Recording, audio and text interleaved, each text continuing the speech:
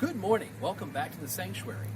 We're excited to be welcoming everyone back into the sanctuary for our regular Saturday and Sunday night services. And our adventure into the sanctuary begins right here at the front door. First thing we need to remember is that if we're going to come to worship, we must not be feeling sick. No fever, no cough, no body aches, no chills. If you're feeling well, you'll also want to remember to bring your own mask so that you can wear it during worship. Our next stop in our entry into worship is the welcome desk. This is where every weekend you'll be able to find things like paper copies of the bulletin. There will only be a limited supply, so if you really don't need one, please don't take it. We also want you to note that we're returning to projecting slides on the wall, which means that if you want to follow along, all you need to do is look at the main screen. You'll be able to see everything that we're about to say and pray. The welcome desk is also where you'll find the reservation sheet. In these times, we need to have reservations in order to come to worship. That way we can ensure that we don't have more people than we're legally allowed.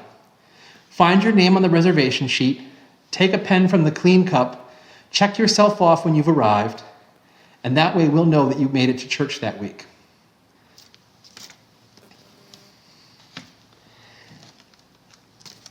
If for some reason you've forgotten your mask, we will have a small supply of extra masks available. We'll ask any guest who isn't wearing a mask to please put one on before they enter the building.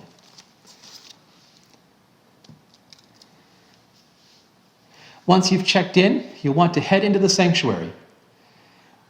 Our seats are going to be arranged in a very special pattern. Every seating situation will be on an aisle, either a side aisle or the center aisle. What we're asking is that you fill in the congregation from the front towards the back. So if you arrive early, please sit in one of the empty spaces near the front. And as we continue to fill in the church, fill in all the way to the back. When we're dismissed, we'll be going in reverse. People further back in the church will leave first, working our way towards the front. This will ensure that people aren't crossing paths or getting too close to one another when we're in a confined space. That's right, you're probably going to want a sweater or a jacket. The windows to the sanctuary will be open to maximize the natural airflow. We don't want the air to become too stale or to collect for too long. So, during the interim use of our sanctuary, the windows will be open while people are in the building. These signs are hot pink for a reason. I'm not supposed to sit here. When I'm entering the church, if I find that the end of the pew I'm on has a hot pink sign that says, "Please leave empty," I can sit in the row of front or behind that row. We need to leave the space for others so that we can all sit comfortably.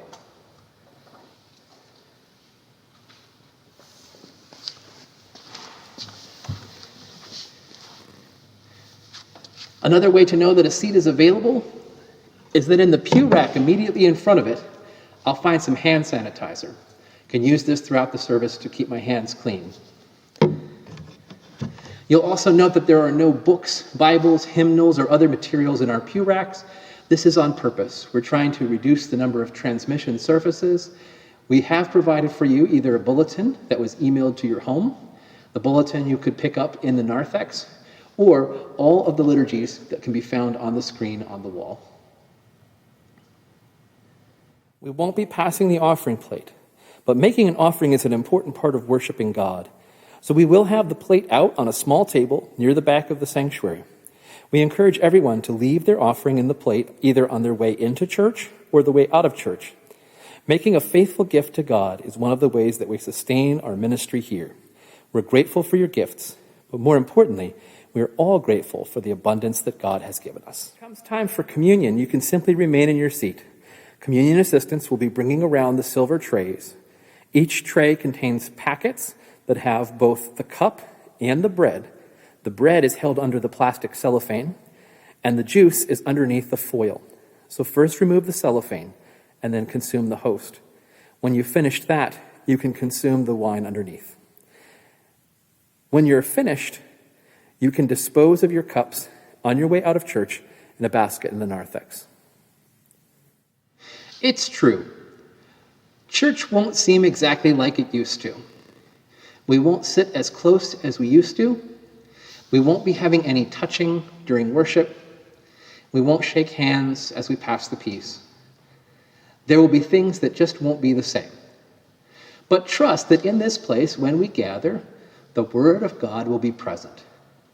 The proclamation of the good news will happen, and we will be able to share not only in the fellowship of the saints, but also in the beautiful dinner that Christ has prepared for us, the gift of his own body and blood. And so I hope that as you experience indoor worship at Good Shepherd Lutheran Church here in Rutland, Vermont, that you have the opportunity to experience all of these blessings. Thank you for taking time to watch this brief video. I hope that you have a really wonderful day. God bless, and we'll see you in church soon once you make your reservation.